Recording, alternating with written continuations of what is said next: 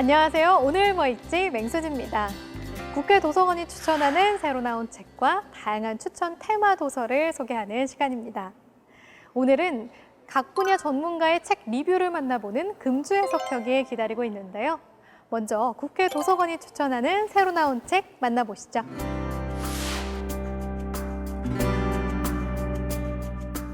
해당화 불타는 듯한 바울길, 백사장 눈 내린 듯한 해파란 길. 한시를 바탕으로 인문기행을 해온 권혁진 작가가 새 책 관동 800리 인문기행을 펴냈습니다. 이번에는 관동 팔경 사이사이 잘 알려지지 않은 문화 공간을 찾았는데요.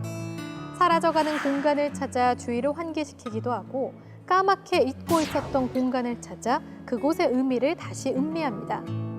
바닷가 바위는 이름 없는 것이 아니었고 호수에도 시문의 향기가 배어 있었다라는 직접 보고 느낀 여행지의 섬세한 비유적 표현이 여행의 낭만을 한껏 끌어올립니다.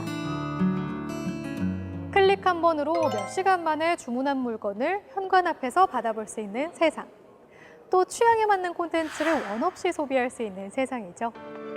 하지만 이러한 디지털 기술의 발전으로 생각지 못한 부작용도 나타나고 있는데요. 민감한 사생활의 노출과 열악한 배달 노동자의 근무 환경이 대표적입니다. 이 책은 편리와 이익을 앞세워 무분별한 기술을 취할 경우 결국엔 인간의 일상, 사회, 노동 등 모든 영역에서 점점 균열이 가해질 수 있다고 진단하는데요. 우리가 간과하고 있던 플랫폼 시장의 문제점을 통해 디지털 기술의 소비자가 아닌 기술의 주권자가 되어야 한다고 이야기합니다. 뉴미디어 시대를 사는 이때 어떻게 디지털 기술을 소비해야 하는지 한 번쯤 고민해보는 시간 가져보시길 바랍니다.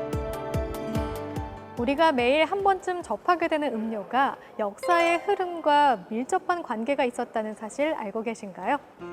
프랑스 대혁명, 영국 산업혁명, 제2차 세계대전 등 세계적 사건 뒤에는 음료가 있었다고 하는데요. 그 대표적인 것이 프랑스 대혁명의 씨앗이 된 음료, 바로 커피입니다. 프랑스 전역에 커피하우스가 널리 퍼지면서 커피를 매개로 시민들은 소통을 시작했고 소통은 기존 질서에 대한 반감으로 이어져 결국 프랑스 대혁명의 원동력이 됐다고 하는데요. 갈증을 해소하는 것 이상의 역할을 수행했던 음료. 세계 역사에 결정적 단초를 제공한 음료의 흥미로운 비밀을 파헤쳐보는 시간이 되셨으면 좋겠습니다. 혹시 오랫동안 해결되지 않는 문제로 골머리를 앓고 있진 않으신가요? 심리적 문제 때문에 전문가의 도움도 받아봤지만 효과가 없거나 미미했다면 이 책 꼭 한번 읽어보시길 바랍니다. 내면을 치유할 방법으로 포커싱 심리치유법을 소개하는데요. 포커싱이란 자신의 내면에 접근하는 방법입니다. 자신의 내면에 접근하기 위해 공간 정리하기, 공명하기, 받아들이기 등 포커싱하는 구체적인 사례들을 제시하는데요. 침착하고 순차적으로 마음의 문제 해결에 접근하도록 도와주는 시간. 이 책을 통해 나와 조금 더 가까워지는 시간을 가져보면 어떨까요? 독서의 길잡이가 돼줄 전문가의 서평을 들어보는 시간, 금주의 서평. 오늘은 특별히 현진권 국회 도서관장님을 모시고 책 세계 속의 한국, 한국인의 서평을 직접 들어보도록 하겠습니다.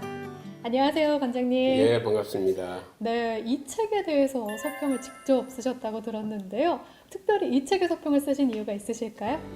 이 책이 한국인의 장점을 정확하게 짚고 있고 또 아울러 보충해야 될 이런 점이 무엇이냐, 좀 비판적인 그런 시각도 있습니다. 지금 국제사회는 경쟁 세계입니다. 한국이 좀 더 선진국으로 가기 위해서는 선진국의 규범에 따라야 되는 것입니다. 대한민국이 더 성장하는 데 있어서는 우리가 국제적인 규범이 무엇인가 한 번쯤 되새겨볼 그런 이 문제를 던져주는 그런 책입니다. 네, 그렇군요. 제가 듣기로는 이 책의 저자가 오랜 외국 생활을 경험하면서 그 자신의 경험을 이제 책으로 녹여냈다고 들었는데요.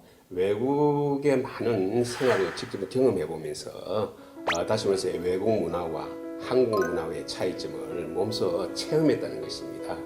이런 것은 이 학자들이 하기도 힘든 것입니다. 그것을 또 자기 개인의 체험을 담아서 했기 때문에 읽는 사람으로 하여금 쉽게 납득하기 좋게 이렇게 해놨습니다. 그렇군요. 특별히 감명 깊었거나 기억에 남는 부분이 있으시면요? 예, 제가 한번 읽어보겠습니다. 나와 우리 가족, 우리 민족, 우리나라 등 우리의 유익만 구하는 가치관, 생활 태도에서 벗어나 이제는 남의 기분, 남의 편의, 남의 안녕 등 남을 앞세울 때 오히려 우리에게 유익이 돌아오는 오묘한 진리를 가정에서, 학교에서, 직장에서 가르치고 보여줘야 한다. 네, 관장님께서 책을 그러니까 직접 읽으시고 한국인은 정이 많지만 개인에 대한 개념이 약하다 이런 이야기를 하셨는데요. 네. 한국인의 특징 어떤 게 있다고 생각하시나요? 예, 그렇습니다. 한국의 정이 많은 민족이고 정이 많은 만큼 우리가 또 우리 스스로 반성 내지 또 이제 되새겨봐야 되는 것이 전 세계가 고유 가치로서 공유하고 있는 개인의 가치, 이 개인의 개념이 상대적으로 약하다고 볼 수가 있는 것입니다. 대한민국의 정체성을 우리가 민주주의와 시장경제라고 얘기하고 있습니다. 이 정체성 민주주의와 시장경제가 좀 더 발전하기 위해서는 바로 개인의 가치가 무엇인지 이런 사상에 대해서 한번 생각해 봐야 될 필요가 있다고 생각합니다. 지금까지 이렇게 현진권 국회 도서관장님과 세계 속의 한국, 한국인에 대해 이야기 나눠봤습니다. 자세한 책 내용은 국회 도서관 홈페이지에서 보실 수 있고요. 다시 보기는 국회 방송 홈페이지에서 가능합니다. 그럼 저는 다음 주에 새로운 책으로 다시 찾아뵐게요.